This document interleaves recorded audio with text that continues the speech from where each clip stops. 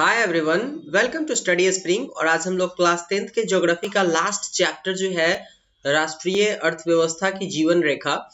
इसमें एक्चुअली में हम लोग ट्रांसपोर्टेशन की जितनी आपकी जो सुविधाएं होती है वो किस तरीके से दी जाती है, इन सारी चीजों को देखने वाले हैं और उसका राष्ट्रीय अर्थव्यवस्था पे क्या प्रभाव पड़ता है।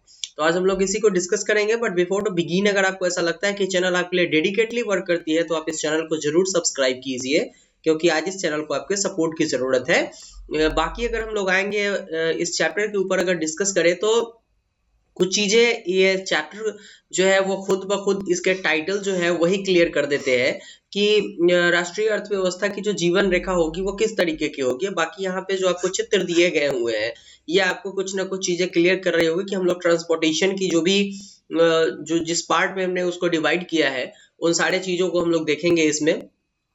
तो अगर चैप्टर के ऊपर आए तो भारत इतने विभिन्नताओं से भरा हुआ देश है कि यहाँ पे हमको हर एक दिन अलग अलग चीजों की आवश्यकता होती है। जैसे कि अगर मैं बात करूँ तो आज मुझे इस लैपटॉप से पढ़ाना है, कल को अगर मुझे डिजिटल बोर्ड से अगर पढ़ाना होगा तो डिजिटल बोर्ड से पढ़ाने के लिए फिर से हमको अपने जो रिसोर्सेज हैं उनको चेंज करने होंगे।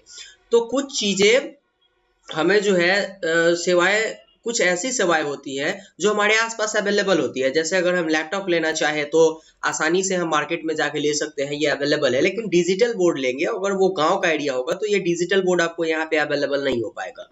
तो ये चीजें हैं और इसको यहाँ पे कुछ इस तरीके से समझाया गया है कि कुछ जो चीजें होती है जो हमारा रिसोर्सेज होती है वो तो आसपास अवेलेबल होती है, जबकि कुछ अन्य चीजों की जरूरतें दूसरे स्थानों से ला करके पूरी की जाती है। और इसके बीच में जो अपनी भूमिका निभाता है उसको हम लोग बोलते हैं परिवहन।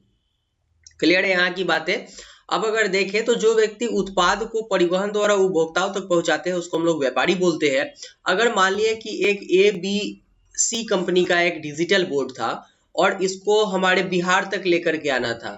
अब बिहार तक इसको अगर लेकर के आना है तो इसमें यहाँ पे क्या हुआ कि इसका एक अपना अलग से ब्रांच बना हुआ है। इन्होंने क्या किया कि बिहार में अगर आप देखें तो यहाँ मोतिहारी के पास एक अपना ये अपना एक ब्रांच तैयार कर लिए और ये जो है डायरेक्ट यहाँ से माल लेते हैं और यहाँ से बिहार के लिए सप्लाई करते हैं। तो बीच का जो पर्सन है ये हमारा व्यापारी हो गया और एक स्थान से दूसरे स्थान तक वहन की सुविधा पर निर्भर करता है। मतलब अगर देखिएगा तो विकास की जो भी गति होगी, मतलब कि अब ये क्या हुआ तो ये अब एक दिन में आपके प्रोडक्ट यहाँ तक पहुंच जाएंगे क्योंकि ये स्टॉक करके यहाँ पे रखेंगे। तो ये व्यापारी हो गए इसके।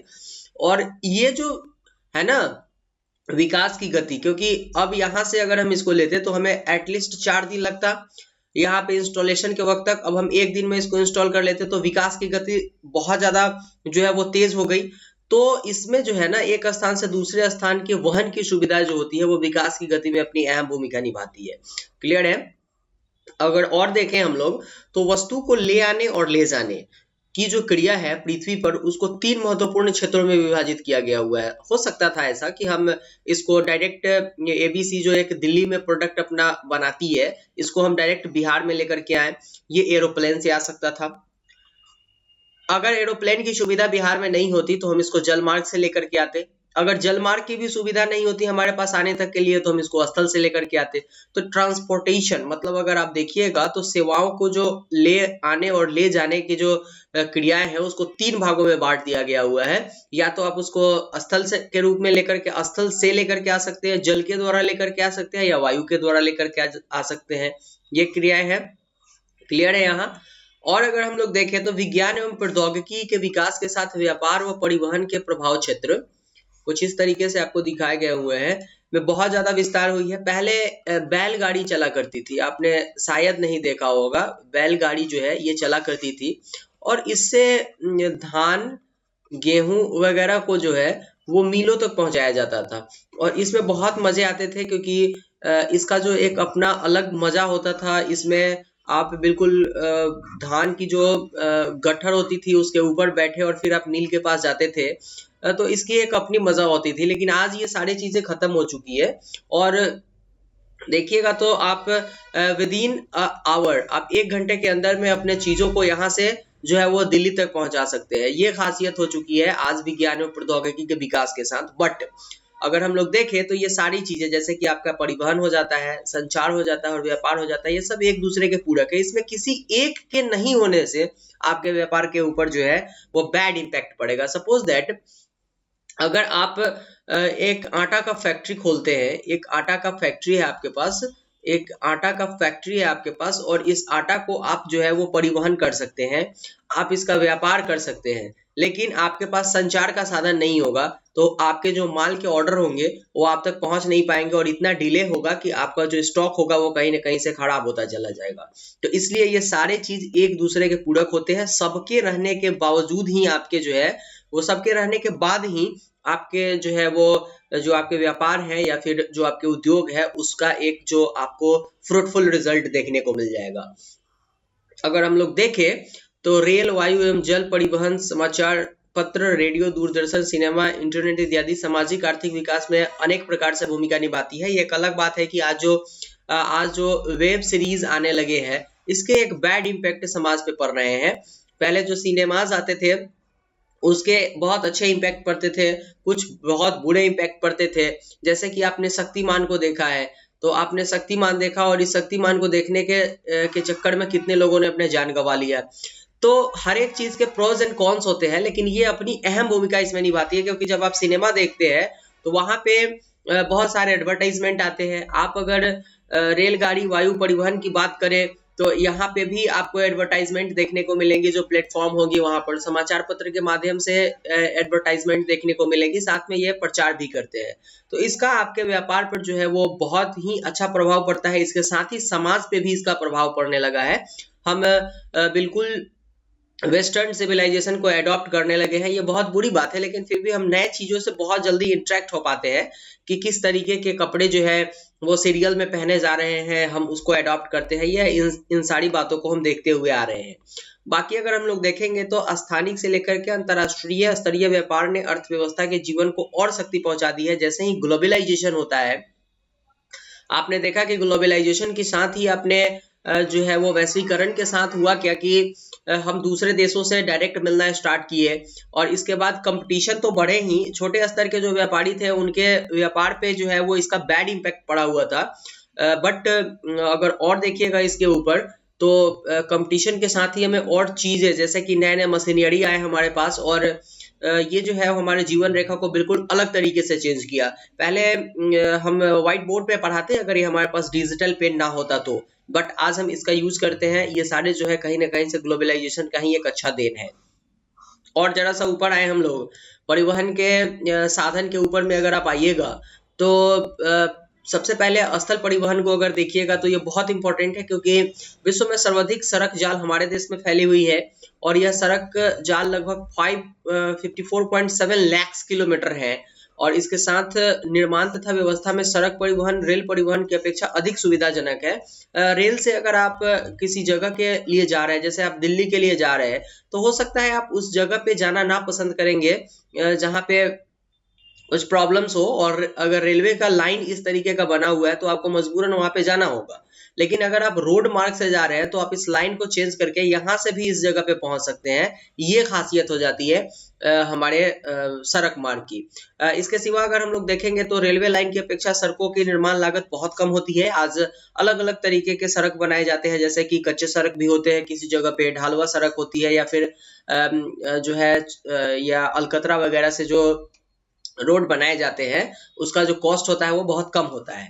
अगर हम अपेक्षाकृत तो ऊबड़ खाबड़ व ये जो है ना विच्छिन्न भूभाग पर भी सड़कें बनाई जा सकती है, जैसे कि आपने बहुत सारे दर्राज के ऊपर सड़क बनते हुए देखा होगा, बट रेलवे लाइन वहां से लेकर के जाना इम्पॉसिबल होता है। और अगर हम लोग देखेंगे तो अधिक ढाल प्रवणता तथा पहाड़ी क्षेत्रों में भी सड़क का निर्माण किया जा सकता है। आप अगर बहुत ऊंचाई वाले एरिया पे जाते हैं, शिमला वगैरह वाले एरिया पे अगर आप जा रहे हैं तो वहां पे आपको सड़क देखने को मिलेगी, बट रेलवे लाइन को वहां तक हम कंस्ट्रक्ट नहीं कर सकते हैं, ये प्रॉब्लम है। इसके साथ अपेक्षाकृत कम व्यक्ति, समय, दूरी व कम वस्तुओं के परिवहन में सड़क मितव्ययी होती है। मतलब कि अगर आपको कम व्यक्तियों के साथ जाना है, कम दूरी पर जाना है, तो सड़क आपके लिए जो होगा वो कहीं ना कहीं से क्या होगा, चीप होगा आपके लिए, ये बहुत ज्यादा एक्सपेंसिव नहीं होगा। इसके साथ आप रेलवे लाइन को जो है वो हर एक घर के पास से लेकर के नहीं जा सकते हैं, बट आप सड़क को जो है वो घर के पास से लेकर के जा सकते हैं, ये खासियत होती है। सड़क परिवहन अन्य परिवहन साधनों के उपयोग में एक कड़ी के रूप में कार्य करता है, जैसे कि रेलवे, सड़कें, स्टेशन, वायु, रेलवे पतन इत्यादि, ये सारे को सड़क जो है वो एक दूसरे से जोड़ती है। मान लें कि अगर ये सड़क ना हो और यहाँ पे अगर देखें तो एक यहाँ पे अगर आप ऐसे समझ लो कि एक पतन है, तो फिर आप उस पतन से जो है जिस जगह पर आप जाना चाहते हो वहां आप जा नहीं सकते हो। तो हर एक दूसरे को मतलब एक दूसरे की कड़ी है, एक दूसरे को जोड़ करके रखती है।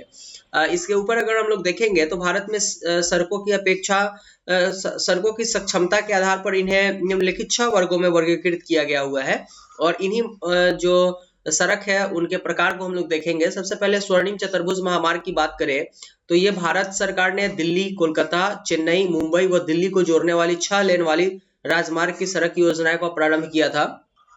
तो इसमें कौन कौन से जो है वो जुड़ते हैं जगह, तो यहाँ पे दिल्ली कोलकाता हो गया, चेन्नई मुंबई हो गया, दिल्ली, ये जो एरियाज है ये स्वर्णिम चतुर्भुज योजना से जुड़ती है। प्रथम उत्तर दक्षिण गलियारा जो जम्मू कश्मीर को कन्याकुमारी से जोड़ता है, तो उत्तर और दक्षिण का जो एरिया है वो जम्मू कश्मीर को कन्याकुमारी से जोड़ता है।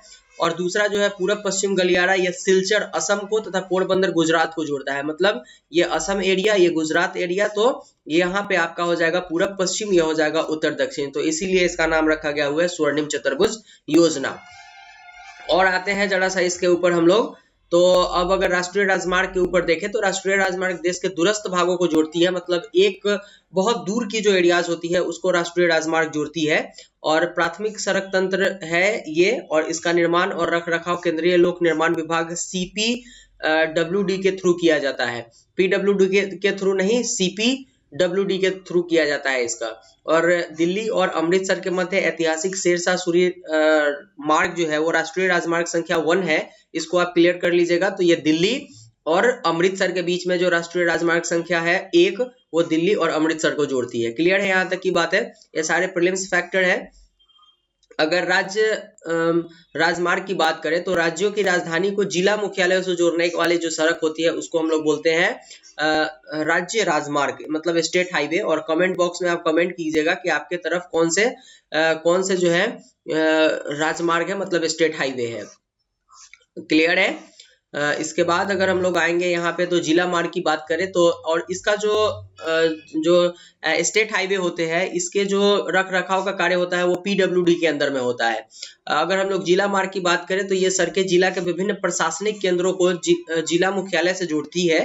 इन सड़कों की व्यवस्था का उत्तरदायित्व जिला परिषद के पास होता है। ये जिला मार्ग हो गए। अन्य सड़कों की अगर बात करें तो ये वर्ग के अंतर्गत वे सड़कें आती है जो ग्रामीण क्षेत्रों तथा गांवों के में शहरों को जोड़ती है, गांव को शहरों से जोड़ती है। और इसके लिए प्रधानमंत्री ग्राम सड़क योजना, PMGSY जो है प्रधानमंत्री ग्राम सड़क योजना, ये इसके लिए बहुत इंपॉर्टेंट है। ग्रामीण सड़क योजना के तहत जो है वो गांवों में बहुत ज्यादा रोड बनाए जा रहे हैं, और ये पक्के रोड होते हैं, इसके साथ ही ये ढलवा रोड भी होते हैं, ये खासियत होती है इसकी।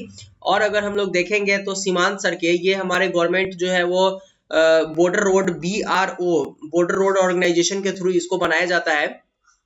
और सरकार प्राधिकरण के अधीन सीमा सड़क संगठन होता है जो देश के सीमांत सड़कों क्षेत्रों में सड़कों का निर्माण करती है और उनकी देखरेख करती है, ये BRO के थ्रू होता है। और यह संगठन 1960 में बनाया गया हुआ था। इसको प्री फैक्टर में जोड़ लीजिएगा, ये सारे यूपीएससी के एग्जाम में ये आने वाले क्वेश्चन है। बाकी के बात अगर देखें तो जिसका कार्य उत्तर तथा उत्तर पूर्वी क्षेत्रों में सामरिक महत्व के सड़कों का विकास करना होता है। मतलब यहाँ पे आप देख सकते हैं ये जो एरिया है ये आपका उत्तर पूर्वी सीमा सड़क है अरुणाचल प्रदेश का, और ये जो है वो BRO के थ्रू बनाया गया होता है, बॉर्डर रोड ऑर्गेनाइजेशन के थ्रू। सड़क घनत्व की अगर हम लोग बात करें तो प्रति 100 वर्ग किलोमीटर में सड़कों की जो लंबाई होती है उसको सड़क घनत्व बोलते हैं। 100 जो है ना प्रत्येक वर्ग किलोमीटर में, तो 1 वर्ग किलोमीटर में जितनी सड़क की लंबाई होगी उसको हम लोग सड़क घनत्व बोलेंगे। और इसके बाद यहाँ से कोई क्वेश्चंस नहीं आने वाले हैं, इसलिए बहुत ज्यादा डिस्कस करने की जरूरत नहीं है। और अगर हम लोग देखें तो भारत सड़क परिवहन की अनेक समस्याओं से बिल्कुल जूझ रही है। आज एक छोटे से गांव में आप जाइएगा, उस गांव में भी जाम की समस्या आपको देखने को मिल जाएगी, क्योंकि एक्चुअली में जो यहाँ होता है वो होता क्या है कि यात्रियों की संख्या बहुत ज़्यादा होती है और इसके साथ ही वर्षा ऋतु के दौरान इनका उपयोग सीमित हो जाता है और राष्ट्रीय राजमार्ग भी अपर्याप्त है, जिसके साथ ही शहरों में भी सड़कें अत्यंत तंग तथा भीड़ भरी रहती है तथा इन पर बने पुल और वो पुलिया पुराने तथा तंग है। परंतु हाल ही के वर्षों में देश के विभिन्न भागों में सड़क निर्माण में तेजी से विकास हुआ है। अगर हम बिल्कुल बिहार की बात करें तो बिहार में जिस तरीके से सड़कों का निर्माण किया जा रहा है, कुछ समय के बाद ऐसा सिचुएशन आने वाला है कि बिहार में आप एक जगह से दूसरे जगह जाने के लिए आपको अप्रोक्स 1 घंटे का समय आप ले सकते हैं। इतना जबरदस्त का रोड बनाया जा रहा है अभी। लेकिन फिर भी गांव में जिस तरीके के आपको पुल और पुलियास दिखेंगे कुछ इस तरीके से, अगर ये पुल है इस एरिया का तो बिल्कुल यहाँ पे सकड़ी बन गई हुई है, जिसके कारण से होता क्या है कि यहाँ पे जाम की समस्या देखने को मिलेगी। जैसे अभी अगर हम मुजफ्फरपुर की बात करें तो जिस जगह पे मैं रह रहा हूँ मुजफ्फरपुर में हर एक दिन जो बैरिया का जगह है, बैरिया का जगह बिल्कुल बुरी तरीके से जाम के चक्कर में फंसा हुआ रहता है यहाँ पे जो बस स्टैंड है उसके कारण। और काफी बदतमीज तरीके के बस वाले लोग हैं यहाँ पे, बदतमीजी से हॉर्न का उपयोग तो करते हैं लेकिन पैसेंजर को बैठाने के लिए बिल्कुल जगह पे गाड़ियां को रोक देते हैं और पीछे वाले लोग लाइन में लगे हुए रहते हैं। तो ये प्रॉब्लम जो है क्या आपके तरफ भी होती है, तो ये जरूर आप कमेंट कीजिएगा। इस कमेंट से जो है हमें बहुत चीज पता चलते रहती है कि किस तरीके के एरिया से आप बिलोंग करते हैं और क्या प्रॉब्लम्स आप झेल रहे हैं। बट यहाँ पे इसके लिए कुछ डीएम के साथ साथ सरकार को भी एक्शन लेना चाहिए कि यहाँ पे जो लोग होते हैं वो ध्वनि प्रदूषण के साथ साथ वायु प्रदूषण जैसी समस्याओं से भी जूझ रहे होते हैं। तो गवर्नमेंट अगर इसके ऊपर ध्यान देगी तो कहीं ना कहीं जो है वो लोगों को बहुत ज्यादा फायदा होगी।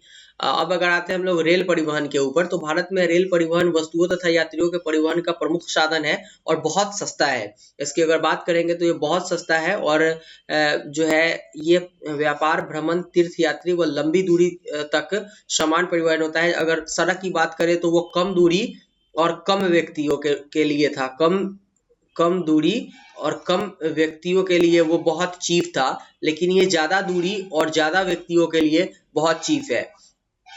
इसकी बात अगर करें तो भारतीय रेलवे देश की अर्थव्यवस्था, उद्योग व कृषि के तीव्र गति से विकास के लिए उत्तरदायी है, क्योंकि आज जिस तरीके से रेलवे के हिसाब से रेलवे के थ्रू जिस तरीके से उद्योग को बढ़ावा दिया जा रहा है, जिसमें सीमेंट उद्योग आपके पास सीमेंट उद्योग एक बेस्ट एग्जांपल है आपके लिए कि जो भी सीमेंट का आप ट्रांसपोर्टेशन होता है वो रेलवे के थ्रू होते हैं। तो ये इसको आप एग्जांपल के रूप में ले सकते हैं। इसके साथ ही बहुत सारे चीज होती हैं जो बहुत भारी होती हैं और एक स्थान से दूसरे स्थान पर ले जाने में ट्रांसपोर्टेशन बहुत महंगा होता है, वो रेलवे के थ्रू किए जाते हैं।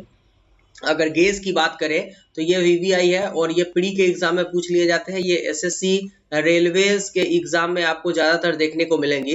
तो बड़ी लाइन जो होती है वो 1.676 की होती है, मीटर लाइन जो होती है वो 1.000 की होती है और छोटी लाइन जो होती है वो 0.762 से लेकर के 0.610 तक की होती है। यहाँ से क्वेश्चंस आते हैं, इस पे ज्यादा डिस्कशन करने की जरूरत नहीं है, ये सारे नंबर्स में होते हैं। बाकी अगर हम लोग देखें तो देश में रेल परिवहन के वितरण को प्रभावित करने वाले भू आकृति, आर्थिक व प्रशासनिक कारक भी होते हैं। कई जगहों पर आप देखते होइएगा कि भू आकृति इतने डिफिकल्ट है, वहाँ के टोपोग्राफी कुछ इस तरीके के है कि वहाँ पे हम रेलवेज को जो है वो प्रसारित नहीं कर सकते हैं।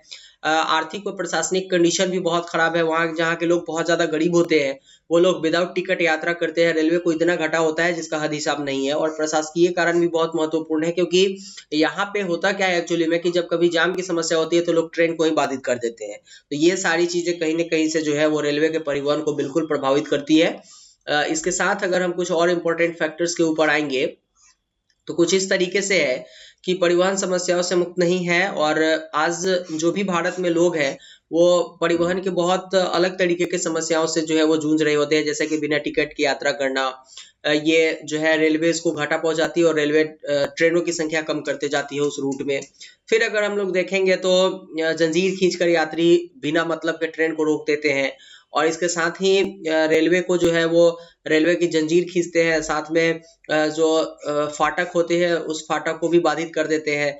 फिर अलग तरीके के प्रॉब्लम्स है जो आपको देखने को मिलेंगी। तो ये सारे प्रॉब्लम्स है रेलवेज की, जिसके कारण आज बहुत अच्छे तरीके का बेटरमेंट नहीं हो पा रहा है रेलवे में। फिर भी प्राइवेटाइजेशन के बाद शायद कुछ बहुत अच्छा हो सके। पाइपलाइन की बात अगर करें तो भारत में परिवहन मानचित्र पर पाइपलाइन एक नया परिवहन का साधन है। अभी इस पर एक जो है वो हाइपर लूप जो है आपके सामने देखने को मिलेगी। हाइपर लूप का भी यूज किया जाने लगा है और इसके ऊपर जो है वो वर्क चल रही है। अगर ये सक्सेस हो जाता है तो हाइपरलूप जो है वो हमारे ट्रांसपोर्टेशन को और जो है वो हल्का कर देगी। इसमें सबसे पहले अगर पाइपलाइन की बात करें तो इसमें कच्चे तेल, पेट्रोल वगैरह को और प्राकृतिक गैस को एक स्थान से दूसरे स्थान तक पहुंचाया जाता था। इसमें उर्वरक और खाद्यान्न की भी बातें आ जाती हैं। बाकी अगर देखें तो पाइपलाइन बिछाने की प्रारंभिक लागत बहुत अधिक होती है, इसमें कहीं कोई शक नहीं है, लेकिन इनके चलने की जो लागत होती है वो बिल्कुल न्यूनतम होती है, क्योंकि पाइपलाइन को आप एक बार अगर इंस्टॉलेशन के लिए लगाते हैं, इंस्टॉलेशन अगर इसका सही हो जाता है तो इसमें बहुत ज़्यादा मेंटेनेंस की आपकी ज़रूरत नहीं होती है, क्योंकि इसका इंस्टॉलेशन केवल महंगा है, मेंटेनेंस बहुत सस्ता होता है इसका। अगर और देखें हम लोग तो ऊपरी असम के तेल क्षेत्र में गुवाहाटी, बरौनी व इलाहाबाद के रास्ते कानपुर तक जो है वो तेल पहुंचाया जाता है। ये आपके है, ये स्क्रीनशॉट से आप लेते चलिएगा। बहुत चीजों को डिस्कस करने पे वीडियोस बहुत लंबे होते हैं और मजा नहीं आता फिर वीडियोस देखने में।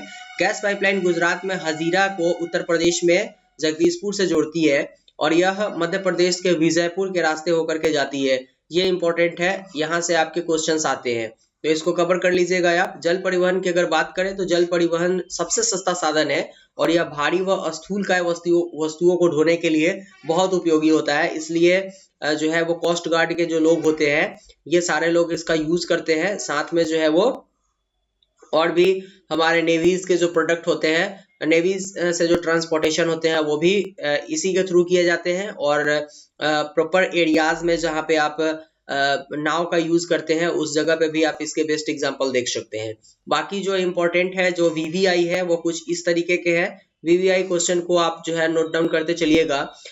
नौकागम्य जलमार्ग संख्या 1 जो है ये कहाँ है, तो हल्दिया तथा इलाहाबाद के मध्य है। इसके बाद अगर देखिएगा आप नौकागम्य जलमार्ग संख्या जो 2 है ये आपका सदिया व धुबड़ी के मध्य है और ये ब्रह्मपुत्र नदी जलमार्ग पर है। राजमार्ग संख्या 3 जो है वो केरल व पश्चिम तटीय नहर पे है। राजमार्ग संख्या जो 4 है वो किनाडा और पुदुचेरी के बीच में है। 5 जो है राष्ट्रीय जलमार्ग ये आपका माताई नदी और महानदी के डेल्टा चैनल, ब्रह्मी नदी और पूर्वी तटीय नगर के साथ है और ब्रह्मी नदी का विशेष क्षेत्र इसके अंतर्गत आता है। तो राष्ट्रीय जलमार्ग संख्या जो 5 है वो इतने जगहों को कवर करता है। ये चीजें हैं। और अगर प्रमुख समुद्री पतन की आप बात कीजिएगा तो भारत की 7516.6 किलोमीटर लंबी समुद्री तट रेखा है। इसको आप प्री फैक्टर में जोड़ लीजिएगा, भारत के टोपोग्राफी में ये चीज आ जाएंगे। और ये जो है 12 प्रमुख तथा 200 माध्यम व छोटे पतन के हिसाब से ये जुड़े हुए हैं। मतलब इतने को मिलाते हैं तब जाकर के हमारा 7516.6 वर्ग किलोमीटर की जो लंबी समुद्र तट की रेखा है वो आती है। इस पतन में देश का 95% विदेशी व्यापार का संचालन, मतलब जो भी पतन होते हैं यहाँ से जो विदेश से वस्तु आते हैं उसका 95% इन्हीं जो है वो समुद्री तटीय क्षेत्र से ही आपके इंपोर्ट किए जाते हैं। स्वतंत्रता प्राप्ति के बाद अगर देखें तो कक्ष में कांडला पतन पहले पतन के रूप में विकसित हुआ था। ये आपके प्री का फैक्टर है, प्री फैक्टर में इसको जोड़ लीजिएगा। साथ में ये एसएससी और रेलवे के लिए भी इंपॉर्टेंट है। पहला पतन कब स्टार्ट किया गया हुआ था, तो ये आपके जो है वो कक्ष के कांडला में शुरू किया गया हुआ था। क्लियर है यहाँ तक की बात है। अब अगर देखें तो कर्नाटक में स्थित न्यू मंगलोर पतन केंद्रमुख खानों से निकलने वाले लौह अयस्क का निर्यात करती है। और सुदूर दक्षिण पश्चिम में कोची पतन है, यह लैगून के मुहाने पर स्थित एक प्राकृतिक पोताश्रय है। तो लैगून अगर देखें तो दक्षिण पश्चिम में कोची का जो पतन है ये प्राकृतिक पतन है। ये आपके प्री के फैक्टर्स हो जाएंगे। बाकी अगर देखेंगे तो पूर्वी तट के साथ तमिलनाडु के दक्षिण पूर्वी छोर पर तूतीकोरन पतन है, यह एक प्राकृतिक पोताश्रय है तथा इसके जो इम्पोर्टेंट फैक्टर है वो इसके पृष्ठभूमि पर अत्यंत समृद्ध है। और यह पतन हमारे पड़ोसी देश श्रीलंका, मालदीव तथा भारत के तटीय क्षेत्रों के विभिन्न वस्तुओं के व्यापार को संचालित करती है। तो ये चीज इंपॉर्टेंट हो जाएगा कि भारत से जो है वो श्रीलंका, मालदीव आदि देशों के तटीय व्यापार क्षेत्र कहाँ से होते हैं, किस पतन से होते हैं। तो आप इसका डायरेक्ट जो आंसर है वो इस तरीके से आप आंसर दीजिएगा इसका, तूतीकोरन पोत। ठीक है, यहाँ बेसिक बातें हैं, क्लियर हो जाएंगी ये। कोलकाता एक अंतःस्थलीय नदीय पतन है। यह पतन गंगा ब्रह्मपुत्र बेसिन के बृहत व समृद्ध भूपृष्ठ को सेवाएं प्रदान करती है। तो कोलकाता का जो पतन है ये कहाँ को सेवाएं प्रदान करती है, तो गंगा और ब्रह्मपुत्र के बेसिन वाले एरिया में ये सेवाएं प्रदान करती है अपना। कोलकाता पतन पर बढ़ते व्यापार को कम करने हेतु हल्दिया सहायक पतन के रूप में विकसित किया गया हुआ है। तो कोलकाता पतन के सहायक पतन कौन से है, तो इसका नाम है हल्दिया पतन। ये आपके प्री के फैक्टर्स हैं। अगर हम लोग आ जाएंगे वायु परिवहन के रूप में, तो आज जो है वो सबसे तीव्रतम एवं आरामदायक तथा प्रतिष्ठित परिवहन जो है वो वायु परिवहन है। आप अगर एरोप्लेन से जाते हैं तो आपका एक नजरिया अलग होता है, आपको लोग अलग तरीके से देखते हैं और ज्यादातर पैसे वाले लोग इसी जगह से आते हैं, इसलिए ये प्रतिष्ठित जो है वो परिवहन का साधन है। इसके बाद अगर देखिएगा तो इसके अतिरिक्त ये अति दुर्गम स्थान जैसे कि ऊंचे पर्वत, मरुस्थल, जंगल, लंबी रास्तों पर सुगमता से ये पार कर सकता है। इसमें किसी भी तरीके का कोई इंटरफेरेंस नहीं हो पाता है, बशर्ते कि मौसम सही होने चाहिए। इसके बाद अगर हम लोग देखेंगे तो 1953 में वायु परिवहन का राष्ट्रीयकरण किया गया हुआ था और व्यवहारिक तौर पर एयर इंडिया तथा कई निजी एयरलाइंस घरेलू विमान सेवाएं उपलब्ध कराती है। तो एयर इंडिया जो है वो इंडियन जो भारत सरकार की है, और इसके बाद जो निजी एयरलाइंस है बहुत सारे, जैसे इंडिगो हो गए आपके, एयर इंडिया हो गए, ये सारे जो है, एयर इंडिया की बात नहीं, इंडिगो हो गए आपके, और इस तरीके के जो भी एयरलाइंस है वो आपके सेवाएं प्रोवाइड करवाती है यहाँ पे। तो एयर इंडिया अंतर्राष्ट्रीय सेवाएं जो है वो प्रोवाइड करती है, ये इंपॉर्टेंट है, कुछ लोगों को नहीं पता होता है एयर इंडिया क्या होता है। एयर इंडिया कहाँ के लिए सेवाएं प्रदान करती है, तो ये अंतर्राष्ट्रीय सेवाएं प्रदान करती है। क्लियर है यहाँ तक की बातें। इसके बाद अगर हम लोग संचार सेवाओं की बात करें तो आज जिस तरीके से एक क्रांति आई है संचार में, उसमें अहम भूमिका जो है वो मोबाइल फोन की है और इंटरनेट की है। लेकिन इससे पहले अगर निजी दूरसंचार तथा समाचार जन संचार में दूरदर्शन, रेडियो और समाचार पत्र, प्रेस, सिनेमा इत्यादि का बहुत ज्यादा इंटरफेरेंस था और इसके कारण ही संचार का साधन होता था। और भारत में डाक संचार तंत्र विश्व का बृहत्तम जो है वो बृहत्तम एक संचार का साधन था, जो सारे जगहों पर जो है वो संचार का काम करती थी। पहले चिट्ठी भेजने से लेकर के और डाक पार्सल तक का काम जो है वो हमारे इन पोस्ट ऑफिस के थ्रू होता था। लेकिन आज जैसे जैसे इंफ्रास्ट्रक्चर चेंज हो रहे हैं, जैसे जैसे टेक्नोलॉजी चेंज हो रही है, इन सारे चीजों का स्थान मोबाइल फोन ने ले लिया है। यहाँ तक की बातें क्लियर हो गई।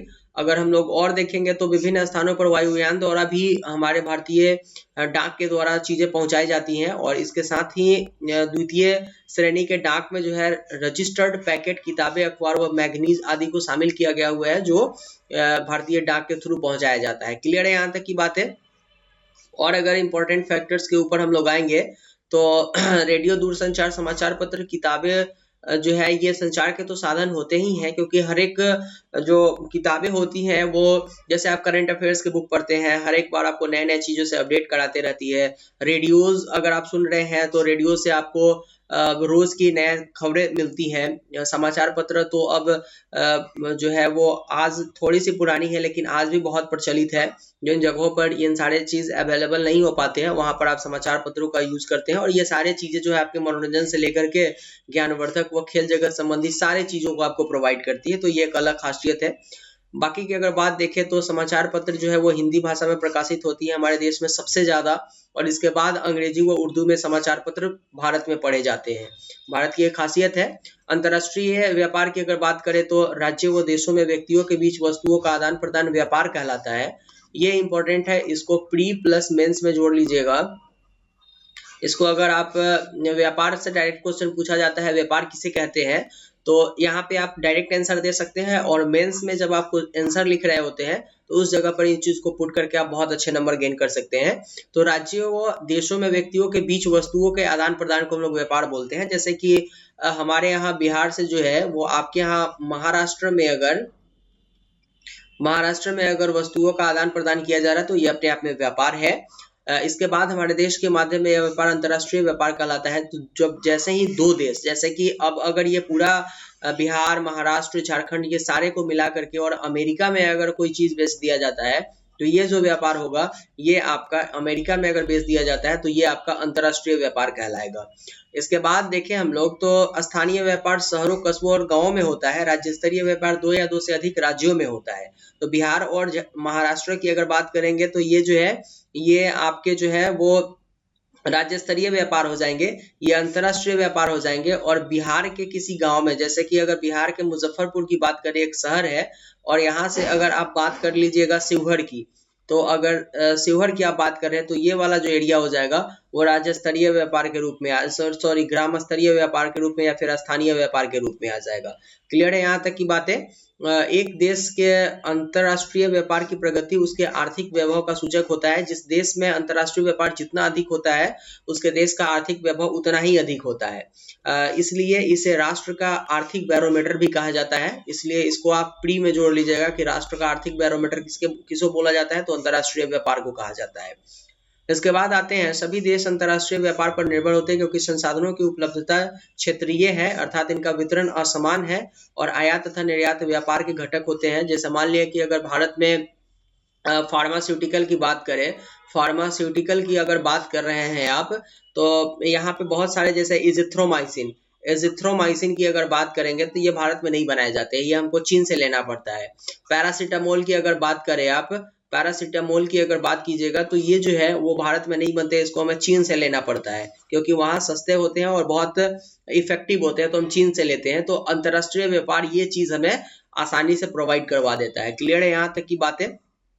अगर पर्यटन की बात करें तो पिछले 3-4-5 दशकों से पर्यटन जो है, जैसे ही गवर्नमेंट चेंज हुई उसके बाद से पर्यटन को बहुत ज्यादा महत्व दिया जाने लगा है और ये एक, अगर आप देखिएगा तो आर्थिक दृष्टि से हमारे लिए बहुत इंपॉर्टेंट होते चला जा रहा है और इसका हम बहुत ज्यादा उपयोग भी कर रहे हैं। बाकी पर्यटन राष्ट्रीय एकता को प्रोत्साहित करता है कि बिहार के अगर वैशाली में शांति स्तूप है तो महाराष्ट्र के लोग अगर इसको देखने के लिए आ रहे हैं तो ये हमारे जो है ये राष्ट्रीय एकता को प्रोत्साहित करेगा कि बिहार को भी हम जानने की कोशिश करें। और बिहार के लोग अगर जाकर के फिल्म सिटी मुंबई में देखते हैं तो उन्हें ये चीज देखने को मिलता है कि महाराष्ट्र में या फिर मुंबई में किस तरीके की चीजें अवेलेबल है। तो ये हमारे जो है राष्ट्रीय एकता को प्रोत्साहित करता है और साथ में हस्तकला व संस्कृति उद्यमों को भी प्रशय देता है। मान लिया कि महाराष्ट्र के लोग बिहार में आकर के अगर कुछ ऐसे लकड़ी के बने चीजों को या फिर हैंडक्राफ्ट चीज खरीदते हैं और बिहार के लोग अगर महाराष्ट्र से शॉल और फिर गर्मी के कपड़े लेकर के आते हैं तो ये जो है वहाँ के हस्तकला और संस्कृति को भी बहुत ज्यादा इफेक्ट पहुंचाता है। ये चीजें क्लियर है यहाँ पे।